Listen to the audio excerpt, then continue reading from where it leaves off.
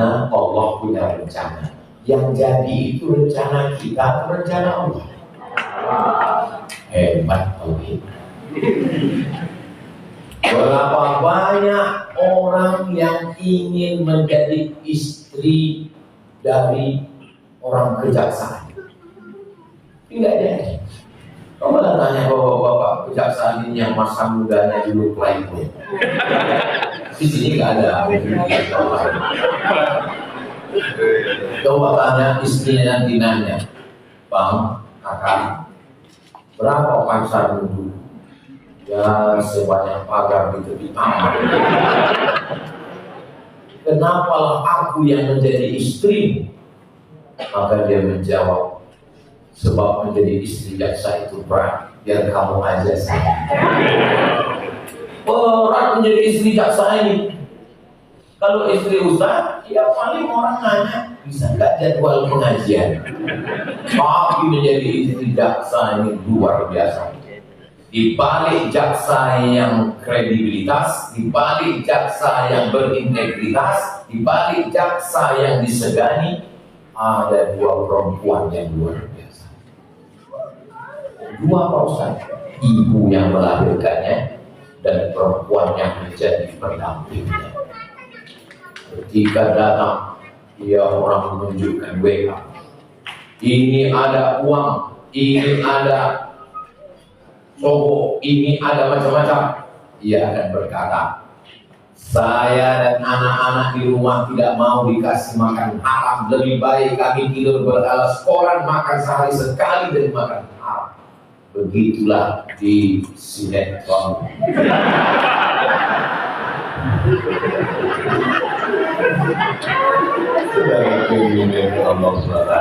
Sinetron itu diambil dari kisah nyata. Ini diambil dari kisah nyata seorang jaksa yang berintegritas dari Kalimantan ini.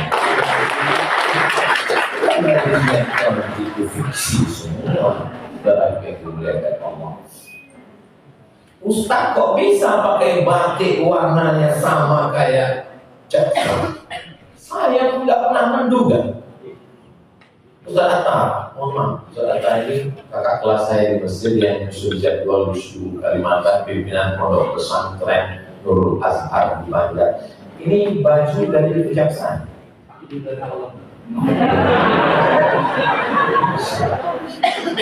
Warnanya coklat tapi berbunga-bunga sesuai dengan perasaan hati kami. Peci saya tadi hitam, sampai itu langsung dipasangkan dan sewarna, matching. Saya pun waktu ditunjukkan foto dari, lihat loh, kok mirip saya saking gantengnya. Begitulah rencana Allah yang begitu indah. Mudah-mudahan semua rencana Allah untuk hidup kita ini semuanya juga serahkan kepada Allah. Saya melangkahkan kaki dari rumah, bismillahirrahmanirrahim, Allah, la haula wala quwwata illa billah. Karena Bapak pakai seragam jaksa ini tiap hari, Senin, Selasa, Rabu, Kamis, Jumat. Jadi bagi Bapak seragam ini biasa aja. Tapi bagi orang yang ikut tes gak lulus-lulus, jangan jatuh cinta sama jaksa. Kenapa? Move on-nya nanti patah. Setiap lewat kantor kejaksaan, pilih. Jadi yang sudah dipilihkan Allah jadi jaksa, punya seragam, hormati, jaga, pelihara. Jangan gara-gara nila setitik rusak susu sekotak. Dulu sudah, sekarang udah nggak pakai belakang. Orang-orang baik, orang-orang yang berintegritas, orang-orang yang menjaga ini semua. Makanya lambangnya itu kalau kita lihat neraca. Neraca ini nggak boleh satu ke atas, satu ke bawah. Berprinsip keadilan. Sama dia. Dan dia tidak tiang, bukan kayu, bukan palang, tapi di tengahnya adalah pedang. Kenapa? Karena hanya dengan pedang keadilan bisa dilaksanakan. Saya kalau ceramah tabligh akbar pakai sound system bisa. Jangan korupsi, jangan minum khamar, jangan jahat. Tapi pas terlihat begitu turun saya ngomong, saya ngomong jangan, memang masalah. Karena saya nggak ada kekuasaan. Tapi kalau jaksa datang ke kantor bupati, gubernur, wali kota, dia nggak perlu ceramah, dia kan tabligh akbar, dia batu aja.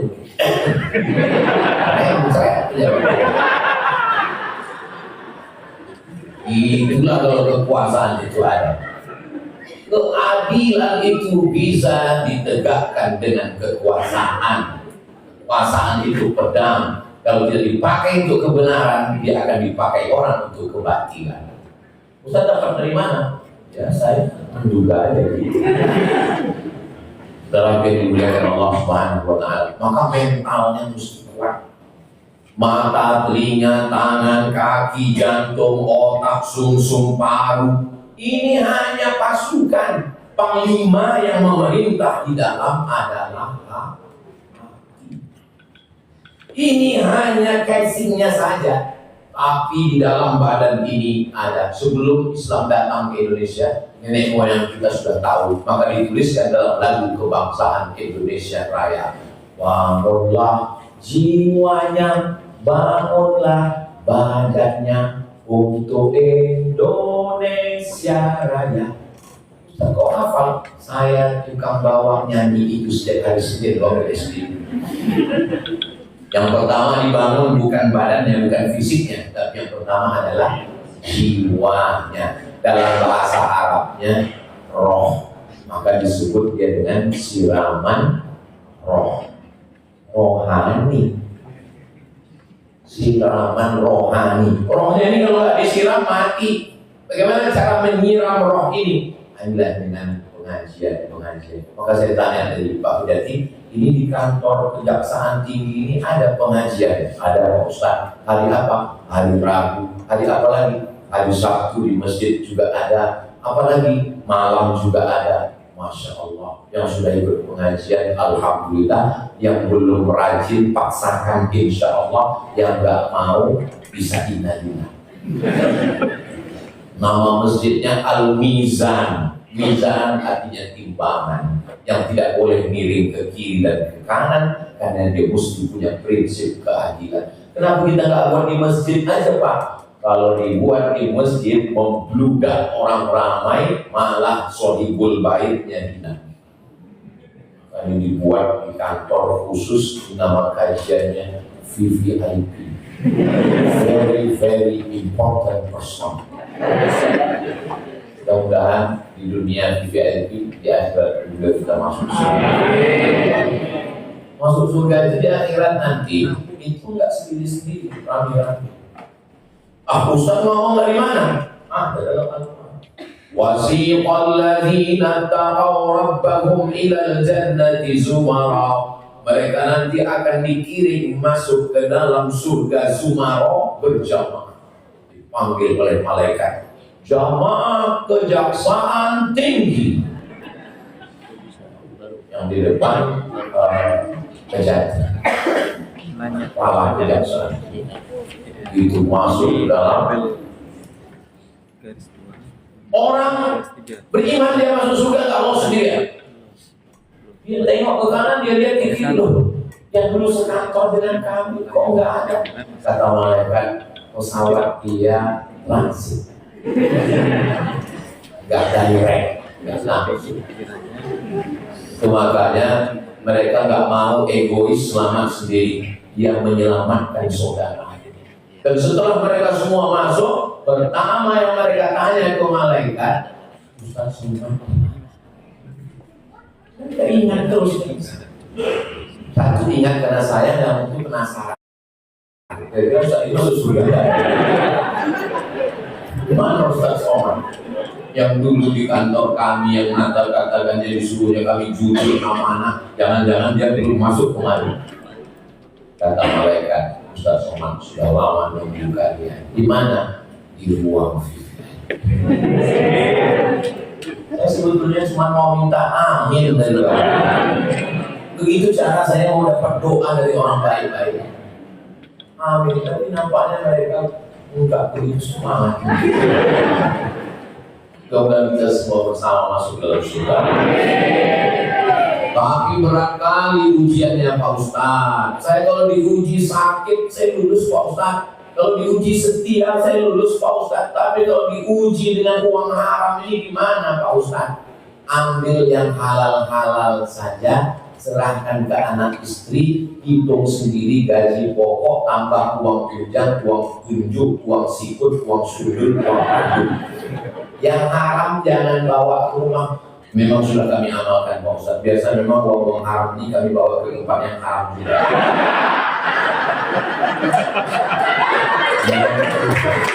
Memang kami takut dari istri Pak Ustadz. Takut kami anak kami jadi jahat. Dan habis semua tempat haram Pak Ustadz. Bukan begitu maksudnya. Kalau dikembalikan nanti malah ditangkap Pak Ustadz. Buktinya mana? Itu pengakuan terakhir. Amplop yang kemarin diserahkan sudah dikembalikan lagi. Apa kata KPK? Tetap kena pidana. Kalau dikembalikan tetap kena. Jadi solusinya gimana?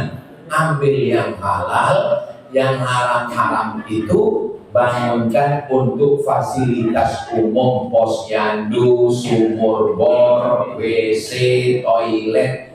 Karena bisa dikembalikan. Serahkan. Kemana kami serahkan? Ya cari pondok pesantren yang toiletnya kurang, yang sumur bornya kurang. Tapi kalau ke pondok, bilang aja sama Pak Kiai, sama Habib, sama Ustadz, serahkan aja udah pulang. Jangan apa. Assalamualaikum Pak Kiai, mohon maaf ini ada beberapa uangnya.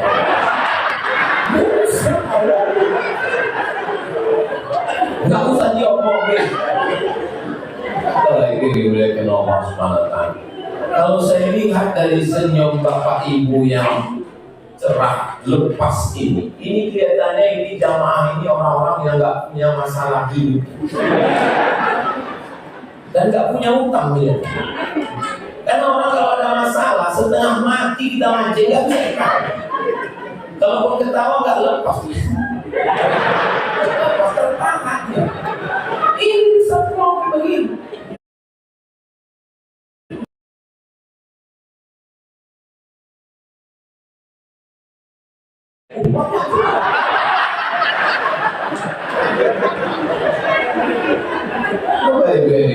Allah Subhanahu wa Ta'ala. Ini kita melangkahkan kaki, mengayunkan tangan, menggerakkan lidah, mata, telinga, bisikan hati dan pikiran. Ini semua panglima komandonya ada di hati. Maka jangan sampai hati ini rusak. Galah patah bisa disambung, kaca retak bisa direkat. Hati yang sakit kemana obat akan dicari. Boleh untuk update status. Cuma kadang kalau kita update status model begini, yang komen ini langsung nanya, suamimu gimana? Ya kita lagi lain di rumah. Maka tulis nanti di bawah itu, kaca retak bisa direkat, galah patah bisa disambung, hati yang sakit kemana obat akan dicari. Dalam kurung ceramah Ustaz Somad pagi tadi. Ya orang nggak nanya macam-macam. Orang ini senang sekali lihat kita lain. Kalau kita punya masalah, teman kita 10, yang 8 itu ikut senang melihat kita susah. Yang 2 lagi pura-pura susah. Betul nggak Bu? Saudara ini dimuliakan Allah. Mudah-mudahan kita semua bersaudara dalam senang dan susah. Saya nggak mau. Saya cuma mau ini bersaudara waktu senang. Nah itu kalau ada yang ngomong, oh temanku dalam senang dan jangan. Oh kalau susah sendiri ya. Jangan. Aku susah juga. Udah aku susah, kau agak susah. Orang yang menang punya banyak kawan. Orang yang susah punya teman sejahtera. Saya sudah menjalani hidup ini dipukul ombak, dilepas gelombang. Karangnya tajam, anginnya kencang. tapi punya sahabat yang luar biasa. Kalau kakak punya teman, punya sahabat, ibu, bapak punya kawan yang model begini, jangan dikubur sebelum mati. Pertahankan dia. Ini adalah best friend. Ini adalah soulmate, soul jiwa, mate sejiwa. Inilah sahabat. Banyak teman tertawa, tapi tidak banyak teman yang bisa sama susah dan menangis seperjuangan dengan kita. Saya yakin dan percaya kalau kita pejamkan mata, bisa kita bayangkan dari sekian kawan kita yang banyak itu. Ustaz Somad temannya banyak. Gimana kau tahu? Itu di Instagram 10 juta. Ada yang perlu saya luruskan. Pertama, setengahnya itu haters. Yang kedua, tolong yang belum follow. Tetapi dimuliakan Allah Subhanahu wa Ta'ala. Jadi perlu kita jaga hati kita ini. Hati orang, jangan karena terlalu menjaga hati orang sampai lupa menjaga hati sendiri. Banyak orang ini sekarang gara-gara kenapa sampai Bitcoin dipakai orang? Aku orangnya nggak enakan, gara-gara akhirnya kita sendiri kacau. Jaga hati dan bagaimana cara menjaga mood kita ini? Bangun malam cepat. Ini teori domino. Domino itu kalau disusun jatuh satu jatuh semua. Kalau sudah bangunnya lambat, telat, terlambat, gak sholat subuh, masuk kantor telat, bad mood, gak enak, gak sarapan, gak minum, sampai sore udah gak enak. Maka saya menjaga mood saya. Saya setel bangun malam ini karena kami tadi malam pulang dari Kutai Kartanegara, lemah, letih, lesu, letoy, loyo, lulai. Saya usahakan bangunnya 1 jam sebelum subuh tadi. Bangun, mandi supaya fresh. Habis itu sholat sunat wudu, sholli sunatan wudu. Setelah itu sholat sunat taubat, banyak dosa-dosa saya sama Allah. Sholli sunatan taubat. Habis itu sholat sunat tahajud, habis itu sholat sunat witir, habis itu zikirnya 3, istighfar, sholawat, la ilaha illallah, habis itu doa. Ya Allah, nanti aku mau ke kejaksaan tinggi. Banyak orang yang takut ke kantor ini ya. Aku pun takut juga. Tapi aku tidak membawa apa-apa. Yang kubawa ayat-ayatmu, yang kubawa hadis-hadismu. Tolong bukakan pintu hati saudara-saudaraku supaya yang kusampaikan ini diamalkan mereka sehingga aku dapat amal jariahnya. Berikan aku ketulusan untuk berkata jujur dan berbuat ikhlas supaya aku jangan cuma pandai ngomong saja ya Allah. Habis itu saya langkahkan kaki, Bismillahirrahmanirrahim, Allah, la haula wa la quwwata illa billah. Bismillah. Berangkat kita sholat atau sholat yang dulu. Kenapa? Yang berusaha. Lagi dimuliakan Allah Subhanahu wa Ta'ala. Jadi mood diri kita yang dijaga dari mulai bangun malam. Beda loh Bu, Pak, bangun malam dengan bangun siang. Cobalah ibu bangun malam, lihat wajah anak. Anak yang siangnya itu lompat sana, lompat sini, nakal, ibu marah. Tapi pas melihat wajah dia waktu tidur malam, ya Allah, kasihan. Begitu juga Bapak. Beda loh Pak, melihat wajah istri waktu siang sama waktu malam. Siang yang seperti Lion of King, yang siap menerkam. Tapi kalau Bapak bangun jam 2 malam melihat istri sedang tertidur, ya singa tidur.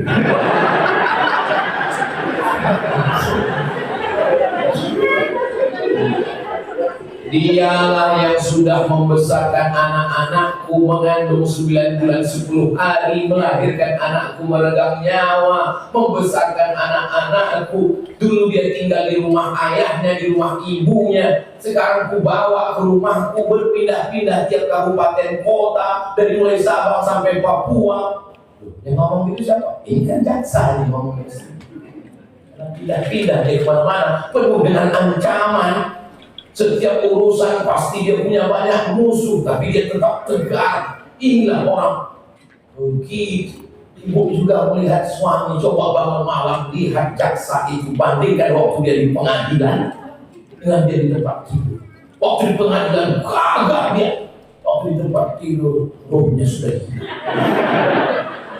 Inilah suamiku, imam kami di rumah ini, ya Allah. Jaga dia.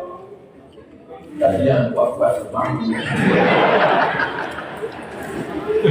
Sekarang orang ini kenapa nggak tulus ngomongnya? Karena semua konten, bukan antara dia dengan suaminya dengan Allah, tapi antara dia dengan viewers. Sebelum ngomong hidupkan dulu kamera. Hai guys, ini suami aku. Jaksa loh. Suami kamu mana? Takutnya ada perempuan lain yang buat video yang sama, orangnya sama.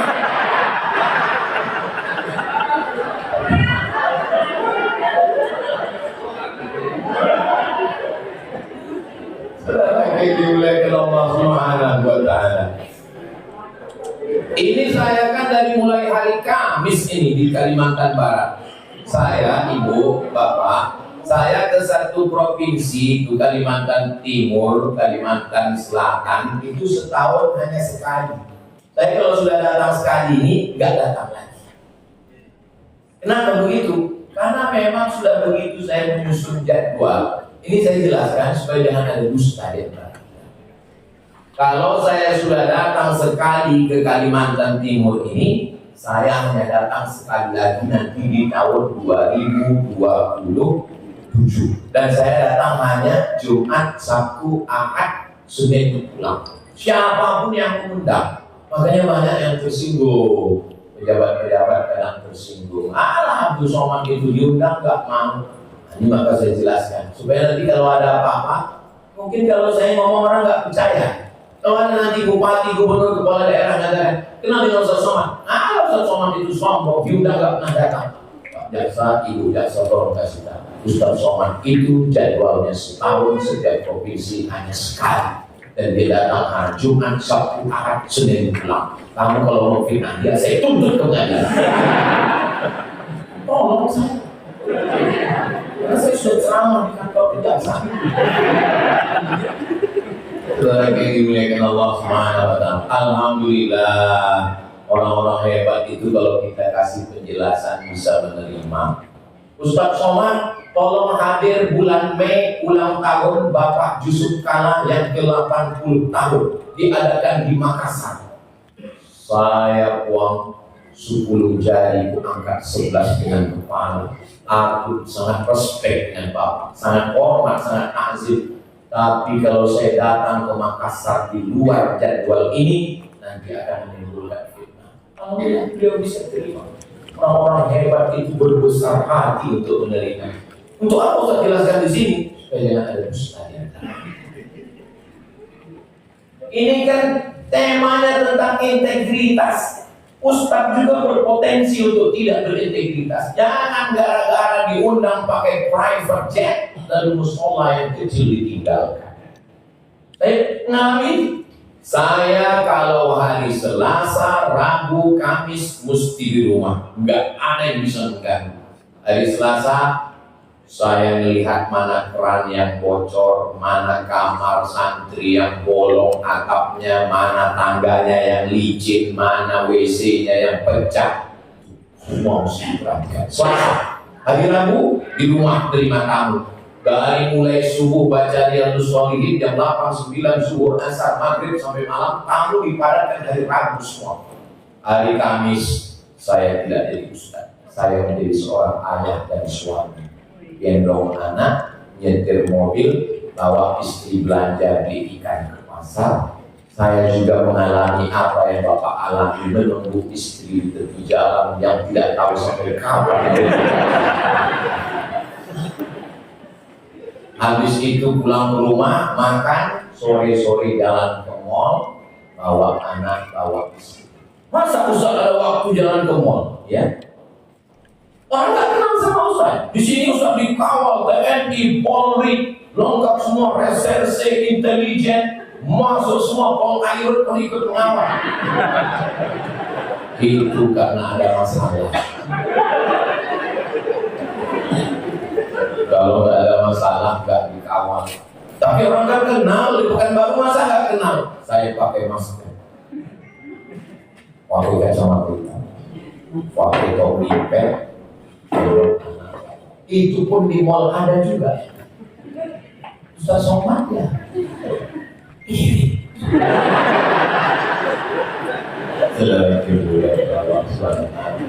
Jadi jangan Bapak Ibu bayangkan Ustaz ini Ustaz, lalu di rumahnya tiap hari ceramah, lalu di rumah pun dia juga pakai peci, pakai sorban, pakai koko, pakai sarung, dia kumpulkan anaknya, istrinya, dia ceramah. Iya, ada gimana?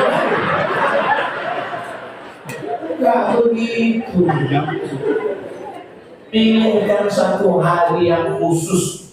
Memang kita ini tidak bisa mengkhususkan waktu karena kesibukan. Apalagi Bapak jaksa bisa jadi jam 10 malam, apalagi ibu bisa jadi jam 5 pagi orang menelpon datang ke lokasi, apalagi di bagian intelijen. Lah, tapi tolong khususkan waktu. Kalau bahasa kampung kami, quality time. Yang habis makan lontong Banjar ini lancar bahasa Indonesia. Satu khusus, waktu khusus. Walaupun ibu seorang jaksa berseragam ANS aparatur negara, tapi kalau sudah di rumah, aku memang pegawai sayang, aku memang pejabat sayang, tapi di rumah ini kaulah imam. Surat tanah, surat rumah, surat mobil memang atas nama, karena aku takut kau dilarikan kucing garong. Tapi walaupun semua ini milikku, karena aku pejabat, karena aku anak orang kaya, karena aku punya gaji, tapi hatiku milikmu, my dear. Satu-satunya kesalahan dalam hidup ini cuma satu. Apa itu? Mencintai. Besarkan hati mereka. Jangan mentang-mentang ibu pejabat lalu ibu pulang lalu katakan, ingat, kau bisa kutuntut di depan hati. Laki-laki ini, cobalah lihat, banyak dibuatkan meme gambar. Ini gambar istrinya, ini selingkuhannya. Kenapa selingkuhannya yang hancur babak belur hampir bisa dikejar-kejarnya? Ternyata dijawab oleh Dr. Boyke. Apa kata dia? Karena mereka punya superior, mereka punya power, mereka dilayani, mereka merasa dia laki-laki kalau di depan selingkuhan. Di depan istrinya dia merasa dia bukan apa-apa, dia bukan siapa-siapa, kucing. Apalagi kalau sampai istrinya berkata, sini sebentar, ada apa? Aku mau bagi zakat kepadamu, karena kau salah satu asnaf fakir miskin. Hancurlah saat itu. Memang tehnya sama, termosnya sama, kompornya sama, airnya sama. Tapi kalau ibu yang mengadukkannya, buat itu rasanya gak bisa diungkapkan dengan kata-kata. Karena kata terlalu miskin untuk mewakili rasa. Begitu banyak update. Tetapi dimuliakan Allah Subhanahu wa Ta'ala. Ini perempuan kan sudah sibuk di kantor dari jam 8 pagi sampai jam 4 sore. Habis itu lembur. Habis itu pulang ke rumah sudah jam 6. 6.30 azan maghrib. Maghrib ke Isya 45 menit. Masak begini begono. Cuci make up aja sudah setengah jam. Tinggal waktu sama suami 2 jam. Jam 9, jam 10. Tinggal 2 jam. Tolong yang 2 jam ini betul-betul bermakna. Matikan handphone, matikan TV. Memang Pak Ustaz, tapi kalau sudah di rumah mati handphone, mati TV, mati semua. Kenapa? Pemadaman berdua. Kan dari pagi tadi sudah sama kawan, sudah sama grup WA, sudah sama teman. Tolonglah 2 jam ini dengan keluarga. Datang anak bawa lembaran kertas. Papa, ini nilai adik di sekolah. Sebentar, apa sih? Kapan lagi dia mendapatkan? Ustaz Somad itu ngomong aja ceramah, dia udah di kantin nggak pulang-pulang. Besok pulang, Rabu, Kamis di rumah, menjadi kepala rumah tangga, menjadi seorang ayah, tidak ada jadwal ceramah, duduk bersama, ketawa bersama, jalan-jalan bersama. Ini yang inilah salah satu menjaga, menyiram rohani. Jadi rohani ini bukan cuma khutbah Jumat. Sudahlah nggak pernah dengar pengajian, nggak ikut tahlilan, nggak ikut yasinan, nggak ikut maulidan. Satu-satunya siram rohani cuma khutbah Jumat. Di khutbah Jumat itu pun dia tidur. Macam ada Stella. Kalau saya sholat Jumat tertidur, ada orang yang bangunkan saya. Pak, bangun. Tapi kalau Bapak, nggak ada yang berani. Kenapa? Aku dituntut di pengadilan. Maka kita dengarkan dengan baik. Itu makanya saya kalau khutbah itu sebulan hanya 3 kali. Yang satu ini kosong. Kenapa saya kosongkan? Supaya merasakan mendengar khutbah. Jangan cuma khutbah ngomong di atas mimbar, tapi merasakan mendengar khutbah. Ternyata mendengar itu jauh lebih berat daripada saya khutbah nggak pernah ngantuk. Maaf pas mendengar khutbah. Macam begitu. Kadang-kadang hotel itu bercabang saya lihat. Hikmahnya akhirnya saya jadi tahu psikologis jamaah. Makanya kalau saya jadi khotib Jumat itu, coba perhatikan. Ada anak muda yang kebetulan ngurus sound system di masjid, namanya Maulana. Habis khutbah dia datang, Ustaz, ya, Pak, di waktu Ustaz khotib, kenapa? Saya lihat sound system itu kan ada lampu hijau, kuning, merah, merah terus. Kali mulai salamnya merah terus. Kenapa? Karena saya melihat mana yang paling ngantuk, di situ yang paling saya gas. Kalau saya lihat yang merayat Palestina sedang dihajar oleh Israel. Dari mana saya tahu? Karena merasakan jadi jamaah. Coba suami-suami ini rasakan sehari jadi istri. Ibu setuju? Rasakan.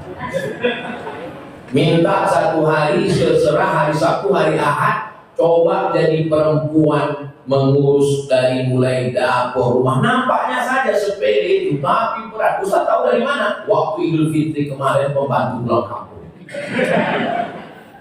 Mencuci piring, membersihkan begitu, bagi-bagi tugas. Itu masih bagi-bagi, bagaimana kalau sendiri? Belum lagi tugas yang 3 yang kita nggak bisa. Mengandung 9 bulan 10 hari, melahirkan, menyusukan. Ya jelas nggak bisa lah Pak Ustaz. Gimana kita mau mengandung? Nanti pas istirahat kantor, isoma, istirahat sholat makan jam 12, beli kelapa bulan, ikat ekor 9 bulan 10 hari. Rasakan bagaimana mengandung. Melahirkan Pak Ustaz, beli mangga bulan-bulan, telan bulan-bulan, dia merasakan bagaimana melahirkan. Bukan enak jadi perempuan ini. Tapi orang karena dia tidak pernah merasakan, maka dia tidak bisa untuk menceritakan. Saya pun nggak bisa saya ceritakan ini bagaimana mengandung, melahirkan, menyusukan. Kalau saya ceritakan ibu mau saya pernah aja. Saudara yang dimuliakan Allah Subhanahu wa Ta'ala, maka kalau sudah kita perbaiki mood kita ini, bangun malam. Kenapa payah bangun malam? Karena tidurnya lambat. Kenapa tidurnya lama? Karena scroll, cahaya radiasi handphone masuk ke mata, matanya nggak ngantuk-ngantuk. Akhirnya tertidur sendiri karena memang udah terlalu berat, terlambat bangun subuh, terlambat sholat subuh, terlambat. Dulu suami saya ini Pak Ustadz sholatnya Masya Allah, tapi setelah mendengar pengajian Ustadz sholat ini, saya lihat sholatnya sekarang jam 7 Pak Ustadz. Sholat apa ini Pak Ustadz? Mungkin dia sekarang nambah sholat duha, tapi pakai kurun Pak Ustadz. Masalah apa sih Pak Ustadz ya? Itu namanya mazhab telat. Jadi setelah kita perbaiki, bagaimana supaya cepat tidur malam? 9, 10, paling lambat jam 11 tidur. Saya ketemu dengan jenderal pas lagi makan. Mohon maaf ya Ustaz Somad, saya memang sudah konsisten dengan diri saya. Saya kalau jam 10 mesti tidur. Kami tamu yang ada lebih tinggal, dia pergi tidur. Karena saya mau tahajud malam dan kami nggak tersinggung. Kenapa nggak tersinggung? Gimana mau tersinggung dia jenderal? Tersinggung kayak mana? Mohon maaf tamu-tamu sekalian, saya memang konsisten dari dulu tidur malam karena nanti saya mau bangun malam, mau menulis. Kita pun insya Allah bisa konsisten. Tapi kita kan nggak jenderal Pak Ustaz, nggak enak sama tamu. Ya pura-pura tidur aja. Dan kita jam 10. Nanti tamunya pasti, kelihatannya Bapak lelah, kami izin dulu. Coba sudah pernah praktek?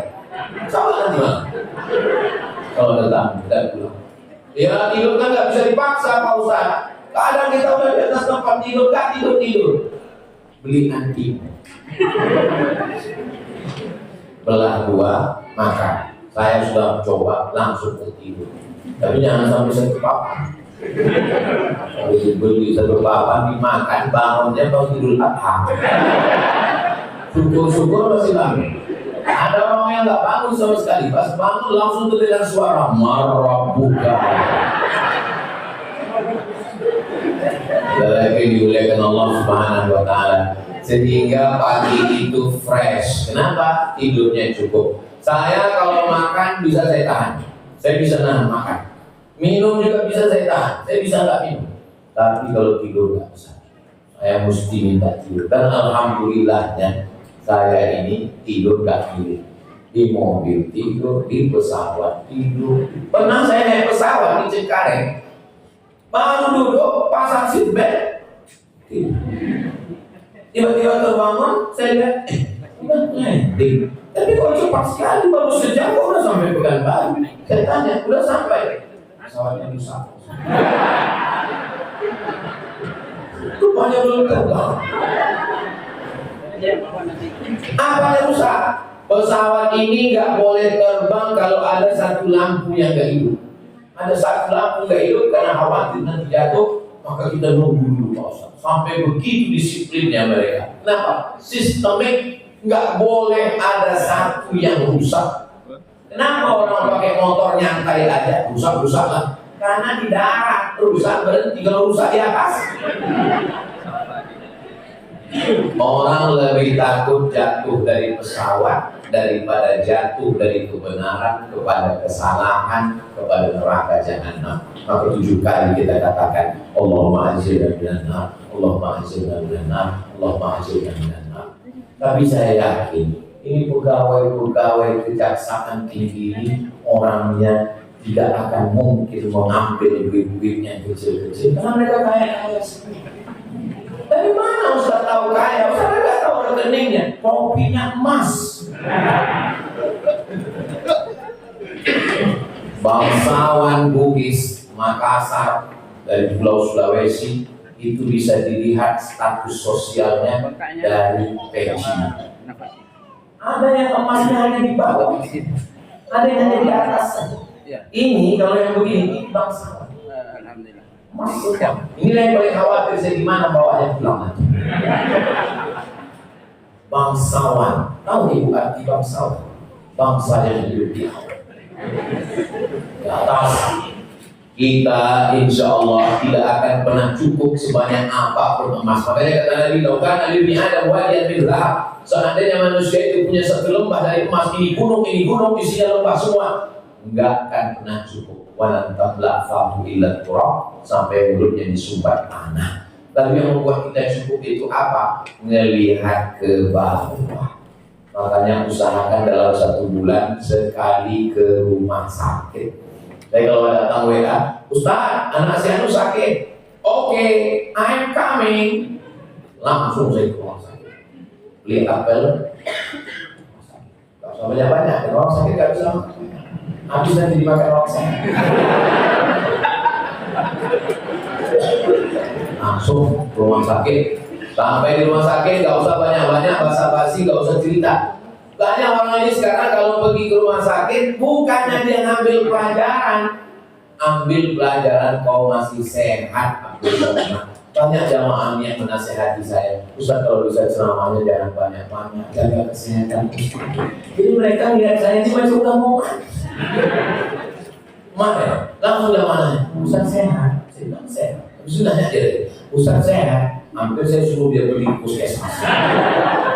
Kalau ragu bawa, saya sehat. Walaupun kadang nampaknya waktu pas datang itu lemah, lesu, leto-ito. Tapi kalau sudah dekat mikrofon ini sehat. Ya.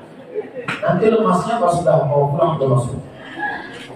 Ada semangat kita. Semangat kita untuk apa? Karena yang saya sampaikan ini Bapak Ibu amalkan, ceritakan ke anak-anak menjadi amal jariah. Itulah yang akan mengalir ke kubur saya nanti. Kalau saya lihat antara saya yang kurus yang begini dengan Bapak Ibu, kelihatannya saya ini masalah mati, kelihatannya mungkin saya lebih dulu daripada. Maksudnya saya lebih dulu mengirim jenazah. Masalah mati ini bisa kapan saja. Siapa di antara Bapak Ibu yang bisa menjamin besok pagi masih hidup? Ada? Tak ada. Makanya saya bilang ke istri saya, aku mau pergi ke Kalimantan Timur, nanti aku pulang hari Senin. Kalau aku pulang, berarti Allah kasih aku kesempatan beramal. Kalau aku mati, jasadku tetap dikuburkan di mana tempat aku jadwal ceramah. Gak perlu jasadku dikirim pulang. Kenapa? Tiket jenazah mahal. Apalagi sejak Abdul naik. Saudara yang dimuliakan Allah Subhanahu wa taala, kalau saya mati dikuburkan di Kalimantan Timur, apakah doa anak saya dari Riau sampai? Sampai. Masalah ziarah, bisa ziarah dari jarak jauh. Ini kadang banyak orang ziarah nangis di kubur pun nggak baca doa, hanya nangis saja. Nangis, rupanya kamera udah nyala.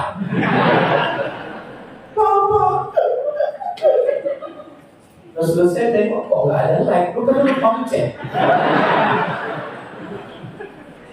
Acara kita pagi ini tidak hanya offline, tapi seluruh kabupaten kota di Kalimantan Timur ini online. Nah, kamera saya sapa saudara kita yang online. Hai Besti. Walaupun saudaraku di sana menontonnya online, streaming, tapi insya Allah surganya offline. Nah, jadi nggak ada alasan untuk tidak ngaji. Bagaimana supaya kita ini bersyukur Pak Ustaz? Melihat rumah orang bagus, naik jantung orang. Melihat mobil orang bagus, naik diabetes mellitus. Melihat pokoknya terus Ustaz Somad ini sama kayak nyindir. Tolong kalau mendengar ceramah Ustaz, jangan seakan-akan Ustaz itu dapat bocoran. Saya termasuk Ustaznya nggak bisa dibisik-bisikin. Saya ngomongnya terserah apa yang ada di otak saya ngomongkan. Makanya kunci dengan ceramah Ustaz Somad Ustaz itu jangan tersinggung. Ada beberapa orang tersinggung, pulang, meninggal.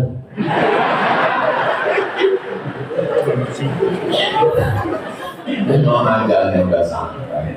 Tapi itu yang dimuliakan Allah SWT, jangan hanya menengok ke atas, tapi nengok ke bawah, pergi ke rumah sakit. Saya usahakan dalam sebulan saya ke rumah sakit. Paling sering ke rumah sakit dengan Ustaz datang. Asal ada kawan sakit, datang. Begitu sampai datang sana, langsung baca doa. Ya Allah berikanlah kesembuhan. Al-Fatihah. Baca Al-Fatihahnya pelan-pelan. Alhamdulillahirabbil alamin arrahmanir rahim maliki yaumiddin iyyaka na'budu wa iyyaka nasta'in. Karena banyak juga saya tengok orang Al-Fatihah. Wow. Al-Fatihah itu ayat Al-Quran penyembuhan. Al-Fatihah membuka hati dan pikiran. Jangan jenguk orang sakit malah menambah penyakit dia. Datang nanya, apa sakit? Sakit jantung. Oh, yang sangat ini. Apa sakitnya? Ada kanker. Kata orang kanker itu karena banyak sakit hati. Mudah-mudahan Allah menghapuskan dosa. Ini perasaannya kena dosa terus. Kalaupun mendoakan, janganlah doanya itu menyinggung perasaan dia paling kuat-kuat. Ada orang mau berdoa ini doanya, saya nggak pernah pakai doa ini. Ya Allah, kalau memang hidup bagi baik, bagi dia panjangkan umurnya. Tapi kalau nggak baik, matikanlah dia. Pikirkan juga perasaan istrinya. Untung istrinya nggak pemarah. Kalau marah, apa kau bilang aja? Doakan dia yang baik. Kalau bisa kita bantu, kita bantu. Kalau nggak bisa, dan jangan lama-lama. Lama-lama kita di situ bukan meringankan beban dia. Dia mau tidur, dia mau istirahat. Nah, ini penting. Apa yang perlu dilakukan supaya kita bersyukur? Tidak mata kalau ada orang sakit meninggal, lihat. Saya landing di Pekanbaru dapat kabar ada yang meninggal, langsung berjalan. Cuma buka bentuk wajahnya, cium. Kalau sesama laki-laki, jangan cium mayat perempuan. Marah lagi ya Allah. Mencium jenazah itu psikologisnya masuk ke otak, ke pikiran, ke hati. Beberapa jenazah yang saya cium itu melekat ke hati saya. Gimana rasanya, kulitnya itu dingin. Kalau mau rasa jenazah, dekatkan tangan kita ke AC agak 10 menit. Habis itu dekatkan ke pipi istri. Nah, gimana kau rasa? Begitulah aku kalau mati. Dingin. Yang selama ini bangga, perkasa, dihormati orang, dimuliakan orang, pas kita buka penutup wajahnya, bukan apa-apa dan bukan siapa-siapa. Kita hanya setumpuk daging busuk yang akan dimakan cacing tanah. Baju kebesaran tinggal. Kenapa disebut baju kebesaran? Memang ukurannya XL. Besar, kalau dipakai mungkin. Kenapa orang-orang yang pakai baju kebesaran itu kalau jalan begini? Ya karena bajunya besar. Kalau kecil, apa dia macam dalam kelambu? Yang selama ini dipuja dan dipuji orang, namanya ditulis sampai 2 meter. Profesor Abdul Somad, MCD, SD, PhD, hilang jadi almarhum. Gak ada apa. Mobil yang besar tinggal, rumah yang besar tinggal, istri yang besar tinggal. Gak ada apa-apanya semua.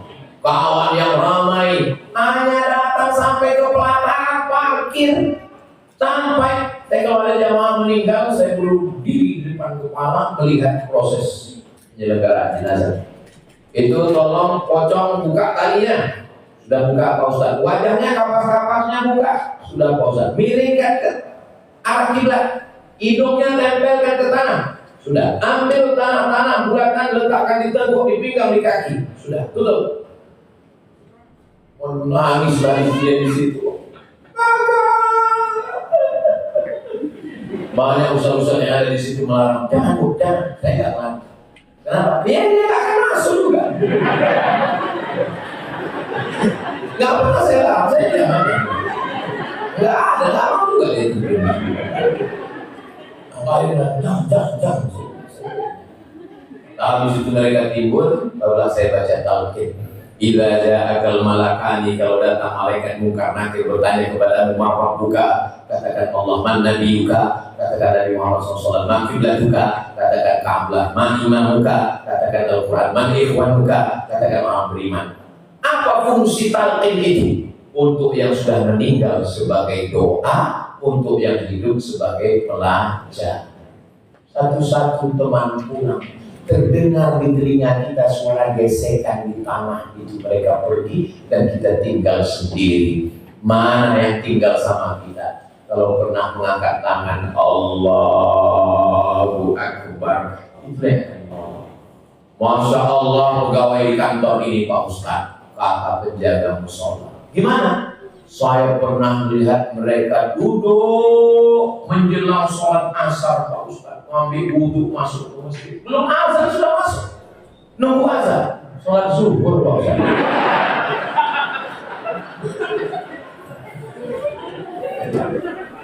Itu Pak Ustaz pegawai luar biasa Pak Ustaz, wudhu zuhur dibawa ke asar Pak Ustaz. Gak batal-batal, memang gak batal sholat zuhurnya 5 menit sebelum azan asar. Bukan di kantor kejaksaan. Gak tahu kantor mana. Kalau yang di sini ini, Masya Allah, Niatkan berangkat dari rumah bahwa ini adalah ibadah. Banyak orang menganggap kalau dia sholat ibadah, kalau dia di Masjidil Haram ibadah, kalau dia di masjid ibadah, kalau bulan Ramadan ibadah, tapi di kantor bukan ibadah. Dalam Islam semua gerak kita menjadi ibadah dengan syarat menyebut nama Allah. Makan jadi ibadah. Allahumma barik lana fima razaqtana wa qina adzabannar. Katanya itu Pak Ustaz doanya hadisnya dhaif. Memang dhaif, memang masalah. Hadis dhaif tetap boleh dipakai kalau cukup 5 syarat. Bukan masalah akidah, bukan masalah hukum halal haram. Tidak ada riwayatnya yang berdusta, masih bernaung di bawah hadis sahih dan dia untuk fadhail amal. Allahumma barik lana fima razaqtana wa qina adzabannar. Terus doa yang sahih bismillah. Jadi kalau ada nanti orang yang makan bismillah, enggak baca doa lain. Dua kemungkinan. Pertama dia nggak mau pakai hadis lain, yang kedua dia lawan itu. Bismillah. Kau mau nggak baca Allah membarik anak atau usah sholat, dua kemungkinan. Berarti kau nggak mau pakai hadis lain atau kau lapar betul? Bukan. Aku yang ketiga. Aku mau alam. Belum hafal ya Allah. Saudara yang dimuliakan Allah Subhanahu wa Ta'ala. Tadi saya berdiri pukul 10. Sekarang sudah jam 11. Sementara permintaan Bapak Kepala Kejaksaan Tinggi 2 jam. Kira-kira Ibu masih sanggup sejam lagi? Bapak masih kuat? Kami mengejar pesawat. Untung ada alasan. Karena Ustaz Atta salah beli tiket, mestinya dibeli di Samarinda, dibelinya di Balikpapan. Terima kasih Ustaz Atta, kalau nggak 2 jam saja. Nggak mungkin kita menolak kan? Memang berani dituntut di pengadilan. Kalau pakai standar waktu Ustaz Somad sebetulnya 30 menit cukup, karena botolnya 300 ml.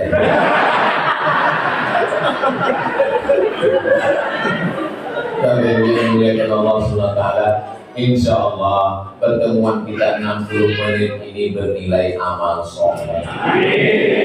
Masuk kantor dari pagi sampai petang itu ibadah. Tapi jangan gara-gara itu ibadah lalu gak sholat ke masjid. Ayyalas sholat.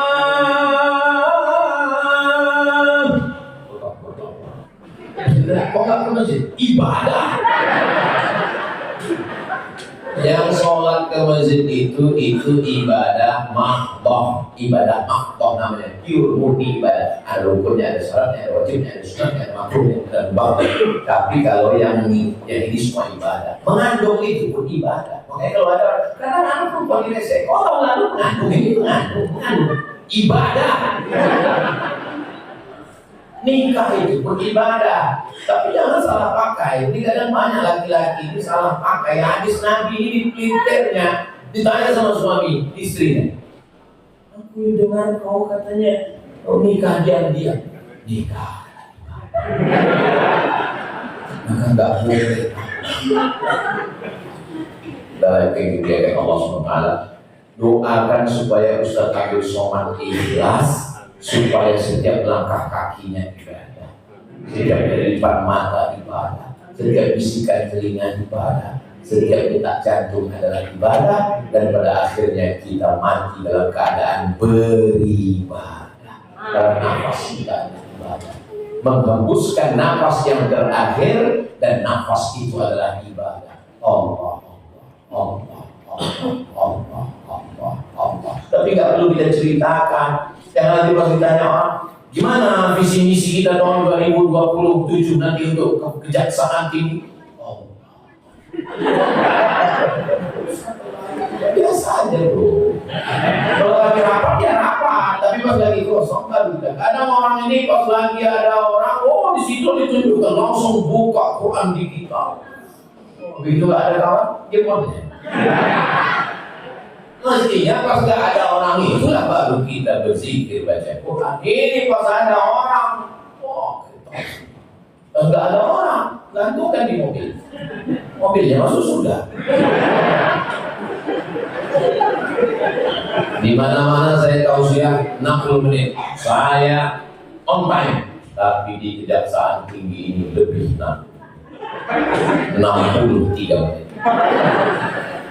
Sesuai dengan umur kita, mudah-mudahan semuanya berbaik.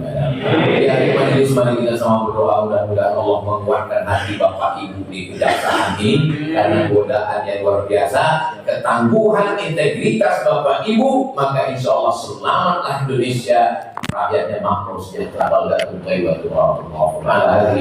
Al-Fatihah. أعوذ بالله من الشيطان الرجيم بسم الله الرحمن الرحيم الحمد لله رب العالمين الرحمن الرحيم مالك يوم الدين إياك نعبد وإياك نستعين اهدنا الصراط المستقيم صراط الذين أنعمت عليهم غير المغضوب عليهم ولا الضالين آمين اللهم أنزل الرحمة والسلامة والبركة على هذه الجماعة يا الله berikanlah keselamatan, rahmatan, keberkahan kepada seluruh jamaah ini ya Allah. Berikanlah bapak-bapak ibu di Kejaksaan Tinggi, orang-orang yang adil, orang-orang yang amanah, orang-orang yang menjaga dirinya dari segala perbuatan maksiat.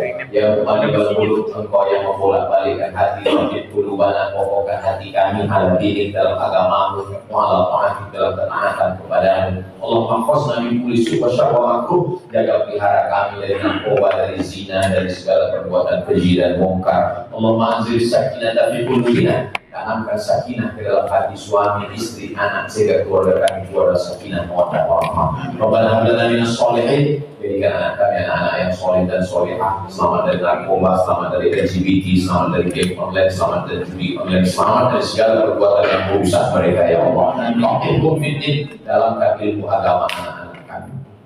Waj'alhum minar rasyidin, jadikan mereka anak-anak yang berpikir lurus, berkata lurus, berpikir lurus, beramal lurus.